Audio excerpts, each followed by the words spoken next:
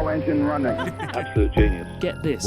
Welcome. This is the show where we bring you Science. What that essentially means is discoveries, Advances. Questions. Research. technology. Unbelievable. Without further ado, This is The Naked Scientists. Hello, welcome to The Naked Scientists podcast, the show that brings you the biggest breakthroughs and talks to the major movers and shakers in the worlds of science, technology and medicine, with me, Chris Smith. And in the programme this week, the impact of space travel on Artemis 2's astronauts and how the food has improved enormously since Neil Armstrong's flight. Also, a new study identifies the neurological basis of burnout, and Swipe Right, the discovery that male octopuses use a special arm to taste a match to see if they want to mate.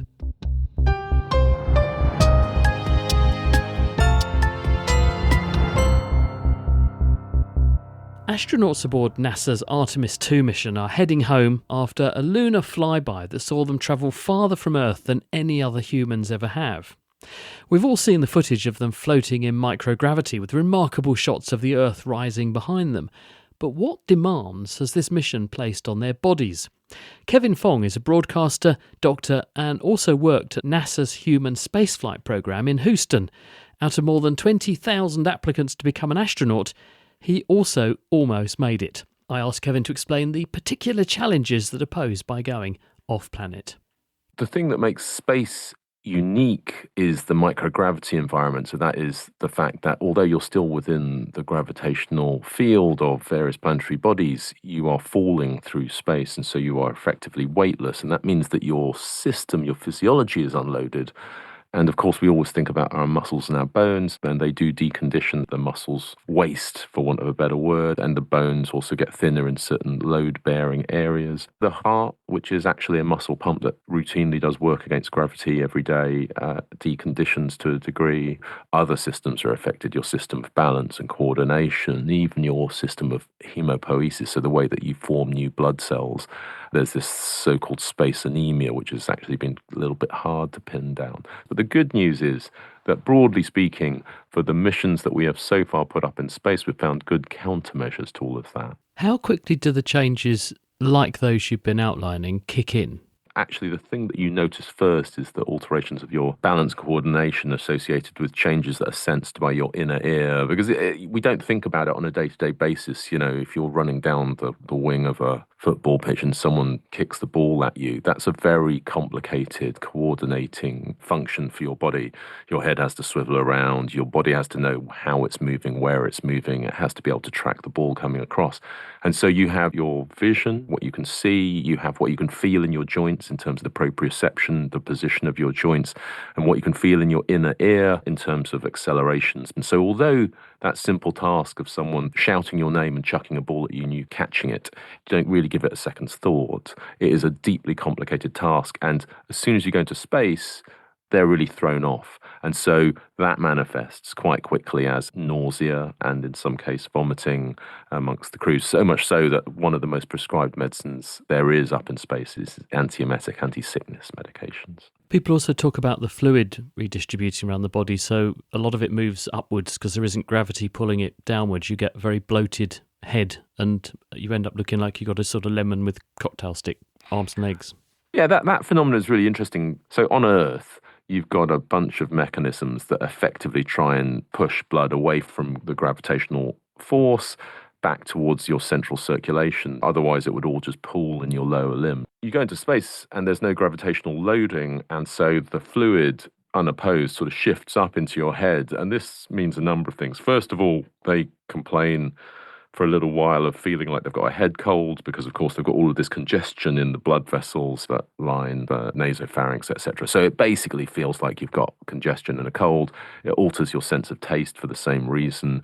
And it's really interesting because if you know someone who's a mate who flies in space and you see them a few days before launch and then you see them when they do their first press conference, what they look like, they've put on quite a lot of weight. And that's the fluid shifting into their face. What about radiation? Because a lot of the near-Earth missions are within the envelope of the Earth's magnetic field, which can fend off a lot of radiation. The present mission goes way beyond where we would normally get that sort of protection. Are they at greater risk? And if so, to what extent? Yeah, so the lunar crews are absolutely at extra additional risk. So for the last 50 years, we've spent our time very productively in low Earth orbit aboard space station, aboard space shuttle, aboard Soyuz and Mir, a few hundred miles above the Earth. That's well within Earth's magnetic field. And the magnetic field's important because it can pick up certain types of radiation, particularly the highly energetic charged particles that sort of are showering out of the sun or from extra solar sources that is coming through our solar system. So the Earth's magnetic field acts like a net for those charged particles. It just picks them up and sweeps them away. Once you venture further from the Earth, and the Artemis crew have gone more than 250,000 miles, you're outside most of that protection.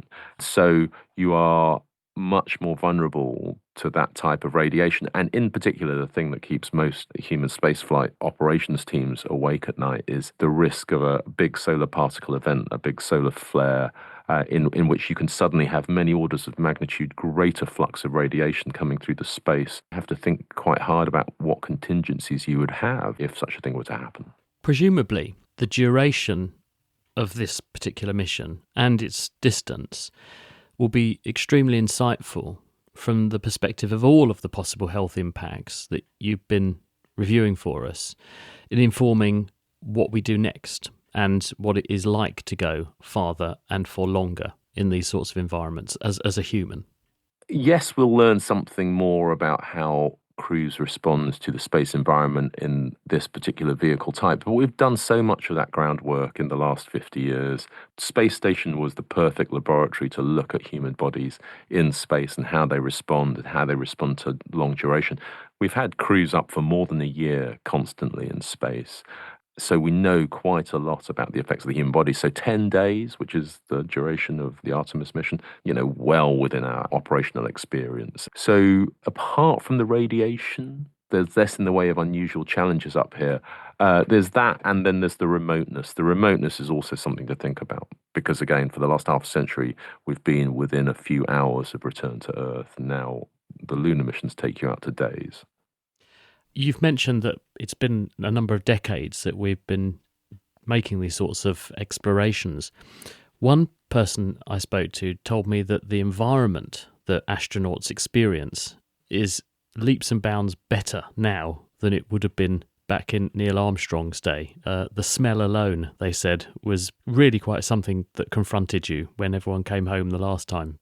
I don't think any of these vehicles smells very good when it comes back. They used to talk about that when Space Shuttle, when you finally popped the hatch on the Space Shuttle, even after 16 days, it was, it is exactly as you would expect a hermetically sealed environment to be when you'd had sort of 4 to 7 bodies sitting in it, for up to 16 days at a time. But you're right that there are many more creature comforts. The big difference is food, because during the Apollo era, food was these awful sort of ration packs and meat pastes in metal tubes and really unpalatable stuff.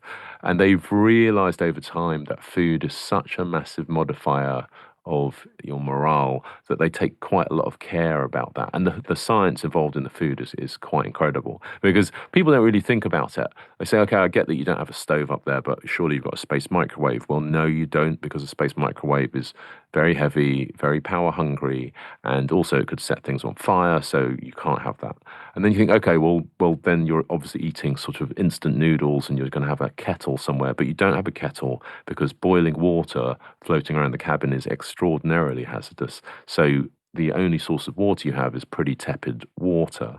There are no fridges because they're heavy and power hungry.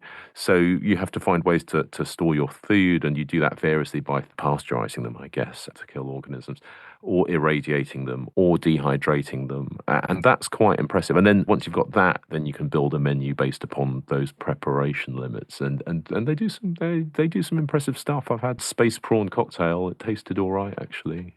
Kevin Fong, doctor, broadcaster, would-be astronaut, and also author of Minute 6, How High-Performance Teams Navigate the Unknown. Across the world, millions of children grow up in poverty, and consequently, enormous efforts are made by the international community to try to minimise inequalities and maximise the outcomes for those individuals. But without objective data documenting where problems lie, how they arise, and the impacts, successful or otherwise, of interventions to address them, we are flying blind. And that's where research like the Young Lives study comes in. Launched in 2002, this unique longitudinal study has been following thousands of kids born in Ethiopia, India, Peru and Vietnam. And they've just published findings from round 7 of the study, looking at young people's education and learning, work, family lives, health and well-being. Now, some of the news actually looks good. Poverty is reducing, but not everywhere or for everyone. Malnutrition remains a problem. Starvation is being replaced by obesity in some places. The study's director, Marta Favara, is based at the University of Oxford. So Young Lives is the largest and longest running longitudinal study of poverty and inequality. It started back at the beginning of the millennium, and it was set up to monitor the progress toward the so-called Millennium Development Goals. That were basically 8 development goals that the United Nations established back in 2000 and were to be achieved by 2015. So Young Lives' mission has been since the beginning to deliver a better understanding of how growing up in poverty affect the lives of children and young people, especially in the middle of different crises that they experience over the life course. How many kids are you looking at and where? So we have been following 12,000 individuals that were children back in 2001, defined by 2 age cohorts, what we call younger cohort, that are roughly 2,000 children in each one of our studies country, India, Peru, Ethiopia, and Vietnam. So they were born at the beginning of the millennium. And then we are looking to a second age cohort, the older cohort, that were basically born 7 years later, and collecting information about any aspect of their life, really. And we have been able to go back to more than 80% of the original sample, which is an incredible success compared to other longitudinal studies of this nature. These kids, some of them are now in their 20s, so they're young adults. What have you learned now from following them up? Where have they gone? What's happened to them? What trends effectively have emerged from this longitudinal follow-up? Overall, what we observe in the data is that there has been a general improvement, specifically on health and well-being. We have seen real improvement in their health and nutrition, for example. This is quite encouraging, even when we compare them with their parents. They have been born healthier, they have much better access to services. But what is important to highlight is that those gains haven't been shared equally. So we do observe still heavy pocket of poverty, and inequality is quite stark across the 4 study country. And one thing that we noticed most recently is that, and what the pandemic actually showed us, is that those achievements that happened over the past 2 decades are very fragile. And this picture emerging is actually revealing profound inequalities. So you say that things have on the whole got better across the board. So is that because each of the individual countries have done something? Is that because globally people are getting better off? Or is this because of actual interventions, because you've gone to the poorest places and so therefore have charities and so on who want to intervene meaningfully? So what do you attribute the improvements before we look at the disimprovements to? Yeah, it's a mix of the 2 things. So there has been a general improvement.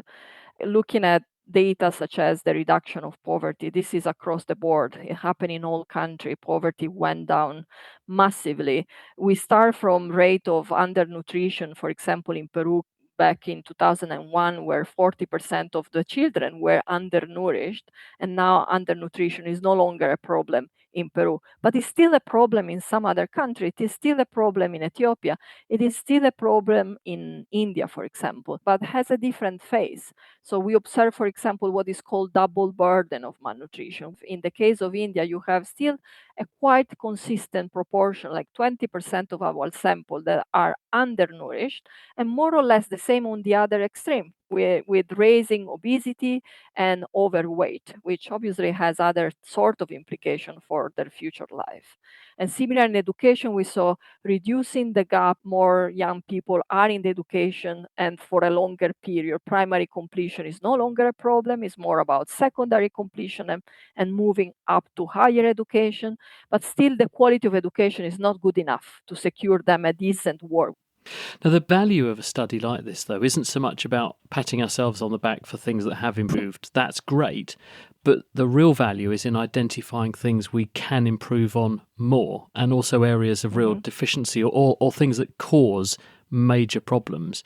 Have you been able to highlight areas that are obvious targets for intervention that would be easy wins and would lift people out of that poverty situation? Yes. So, for example, at the beginning, I'm talking about 20 years ago, when you talk about intervening on human capital development, education, skills formations, health, and nutrition, most of the focus was on the first 1,000 days, which basically include the pregnancy period plus the first 2 years of life.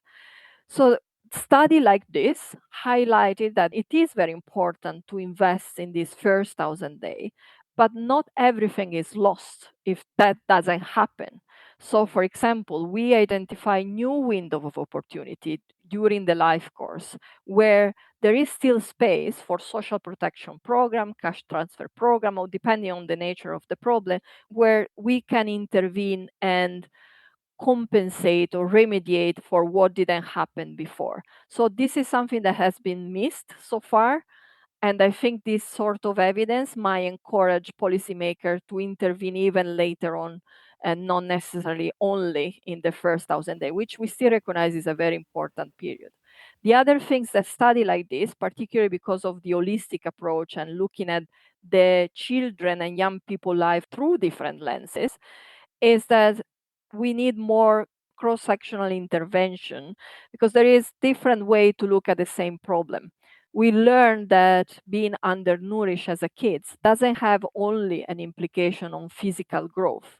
It does have an implication on brain development, which has an implication on building up those foundational cognitive skills or the building blocks of cognition, which allows you to learn, to study, to be successful in the labor market. So that's really important, not to think in a sectorial way only to nutrition without taking into consideration other aspects which are more related to education or then going to the labor market. So I think that's another very important point. Marta Favara at the University of Oxford there. The Naked Scientists podcast is produced in association with Spitfire, cost-effective voice, internet and IP engineering services for UK businesses. Find out how Spitfire can empower your company at spitfire.co.uk.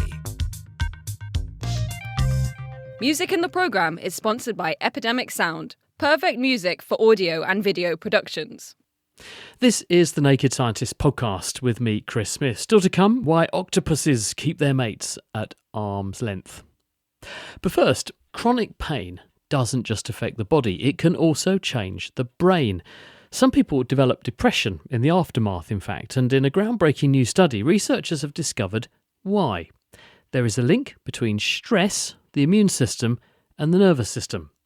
Short-term stressors, including pain, put the body into a state of alert, reflected by a short-term increase in the size of the brain's memory system. But in the long term, if the pain or stress continues, this boosts the activity of immune cells in the brain, which ultimately chew up nerve cells, leading to longer-term shrinkage and mood changes.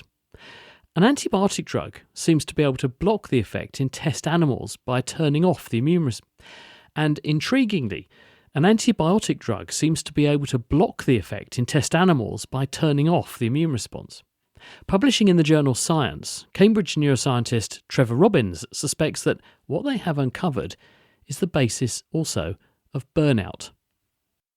We studied a large number of humans who were participants in this well-known UK Biobank project. In this big sample, there were quite a number of individuals, thousands actually, who'd suffered chronic pain. Now, some of these had just suffered chronic pain and weren't depressed, but another big group had been diagnosed with depression. And we were able to stratify the population into 3 or 4 stages to kind of look at a cross-sectional representation of how this relationship between pain and depression might actually develop in the brain by looking at the brain scans. And amazingly, what we found is that people with chronic pain have larger parts of certain regions of the brain. And these include the hippocampus, which, as you probably know, is a major organ of learning and memory and emotion for that matter. So these people with chronic pain had larger hippocampuses, but when they had chronic pain and depression, the hippocampuses became smaller than normal. And parallel to this, their cognitive functions changed. People who had chronic pain did better on so-called working memory tasks associated with good hippocampus function. But when the hippocampus got smaller, their cognitive performance in this other group who had depression got worse. And what is contributing to the change in the shape and the shrinkage of the hippocampus? That story emerged from the study of experimental animals, because what we also found is that rats and mice, actually, we used both types of rodent in this study, who were exposed to chronic pain, these animals developed larger hippocampuses as well. But if the chronic pain persisted, then it did the opposite, just as the human hippocampus did, it became smaller. Now, what we discovered is that what's underlying these structural changes is the production of new nerve cells. The hippocampus is one of the few parts of the brain which does generate its own nerve cells during adulthood. Neurogenesis was increased by chronic pain. So in summary then, when you have a pain state, this seems to temporarily enlarge the hippocampus, and we believe that that is because more nerve cells are born or more survive. If the pain state persists, though, the equation reverses and it shrinks. Is that because we lose cells, or is it because you stop making as many cells? Both. The other factor is that the hippocampus becomes overexcited. Glutamate levels greatly increase, and that means the hippocampal excitatory balance is shifted towards excitation. Excess excitation over a period of time is not good for neurons. It causes neurodegeneration through a process called excitotoxicity. Is this a survival mechanism? In the short term, activation through a pain route, it puts you in a sort of fight or flight, I need to survive mode. This means you grow your hippocampus because the stimuli that are arising because of the stress are saying, we need all of the resources we can plug into. This may include making my hippocampus work as well as I can to remember the way out of the situation I'm in. But then if that's allowed to persist, it then becomes very maladaptive and you start to do damage. Absolutely right. Spot on. Do you think a sort of lower grade version of this might underpin phenomena like burnout, where people are subject to a period of intense chronic stress? They rise to the occasion, they manage to get through it, but then they say in the aftermath, they feel completely hollowed out and they're not the same person. That's exactly correct, yeah. A stress will cause excitement, neurotransmitters will work more and you'll be more active. But if the stress persists and you don't escape from it, you release so much transmitter in order to cope with this problem, you've run out of the supply of the transmitter. You need more to be synthesized, and that puts you into this trough or down state, which might be analogous to depression.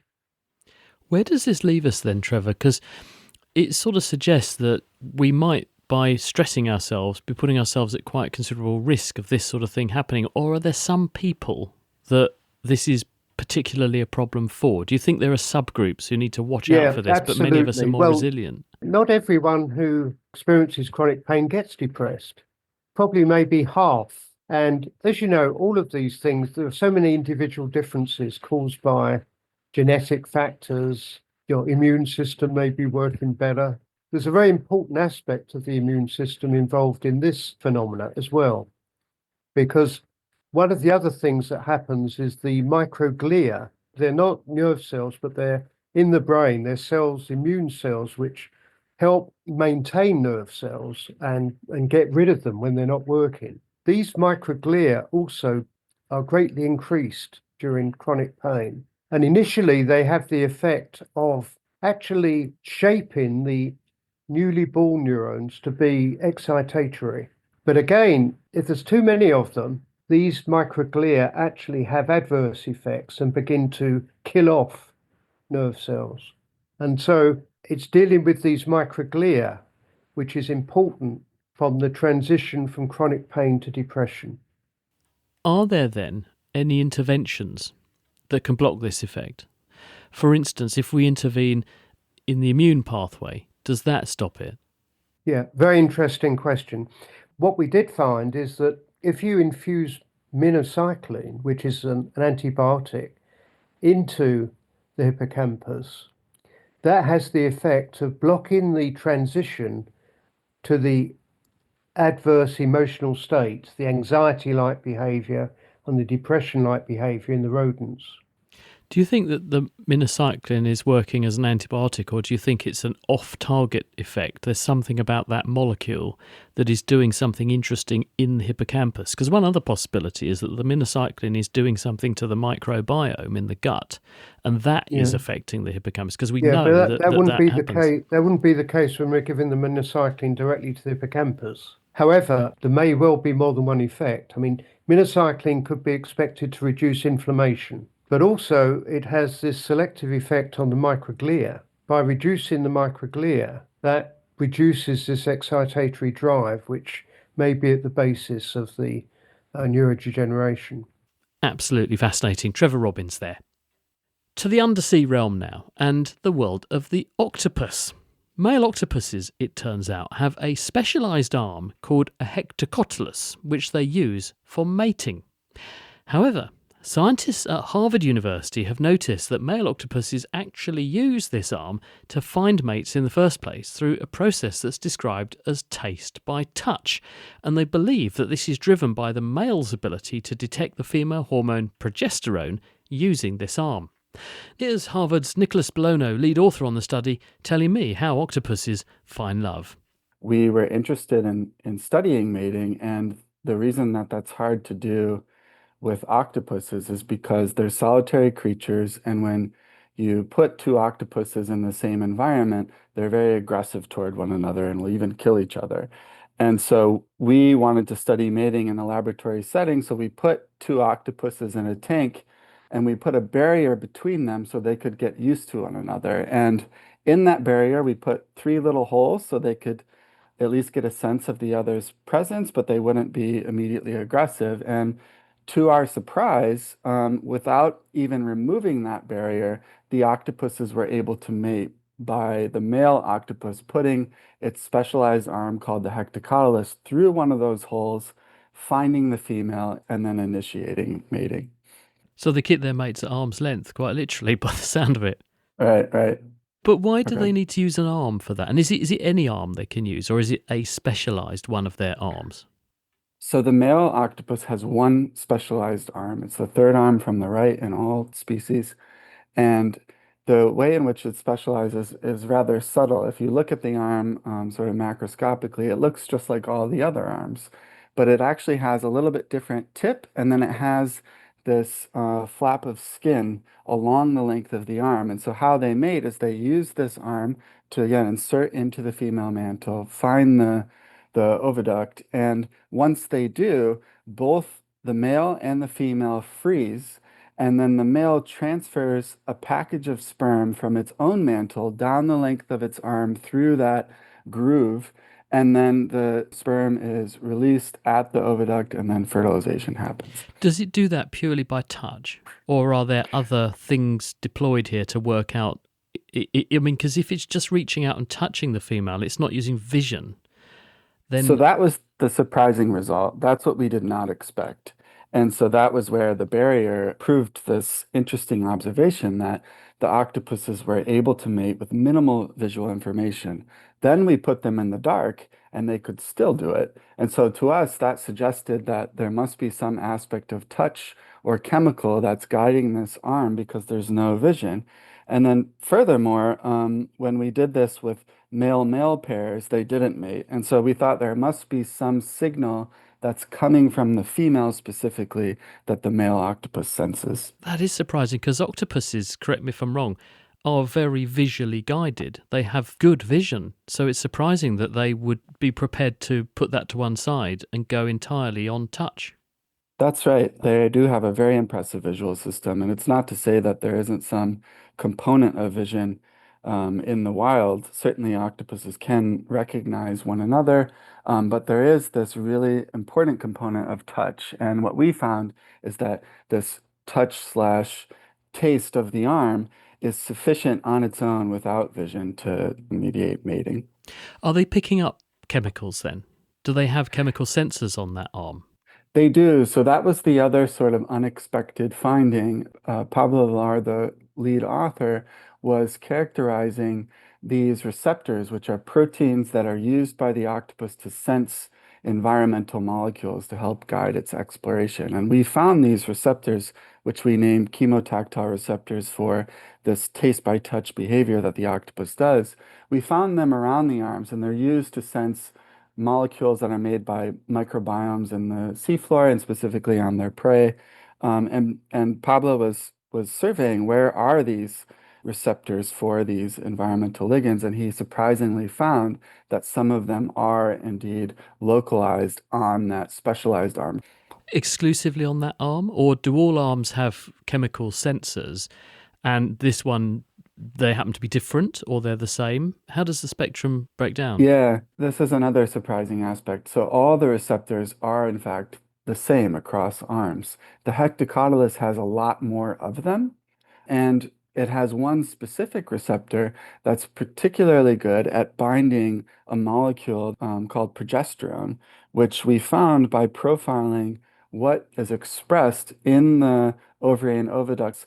We've only considered this from one direction so far, which is the male finding the female. Does anything work the other way? Is the female getting any signals back from the male, and can she decide to abort the process or encourage the process in response to signals arising from the male? Yeah, definitely. It's a really interesting system for what's called sexual selection. So how the octopuses find the right species, how they choose the right mates. And the female is a big part of that in two ways. One is that she will allow the male to initiate mating, or she'll actually swim away from the male. And we see that in our experiments where particular pairs mate better than others for reasons unknown. And then the other thing that the female does that's really interesting is that she will actually hold on to sperm following the mating events. And from wild-caught females, actually, one can find in the female internally that many mating events have occurred both with the same species, but this even can happen with different octopus species where they attempt to mate with the wrong species. And that's one thing that we found was particularly interesting also on the male side, where we seem to see some evidence of diversification in the proteins that allow the male to sense the female. And this suggests to us that not only is the system important for finding the right sex, but it's also probably very important for finding the right species, which is important for maintaining species barrier or cross-mating and generating hybrids in different species. Lovely story, isn't it? Nicholas Bologno at Harvard University. That study was just out in the journal Science. That is it for today, but do join us on Tuesday, though, when we're going to be exploring the oil and gas industry, literally from the ground up. What is the geology of oil formation? How does a petrochemist go from crude to highly refined? Can the UK solve its energy price problem by actually using the oil on its own doorstep? And what lies downstream of oil as we transition to alternatives? We will find out. Thank you, meanwhile, to all of you who are supporting us with your very kind donations to help us with our running costs. And if you would like to make a contribution and haven't yet, we've made it very safe and simple. Please head over to nakedscientist.com/donate. You can also find out more about what we're up to on LinkedIn and Instagram. And do please, if you have a moment, leave us a review on Spotify and on Apple or wherever you get your podcasts. I'm Chris Smith. Thank you for listening. And from all of us here at The Naked Scientists, until next time, goodbye.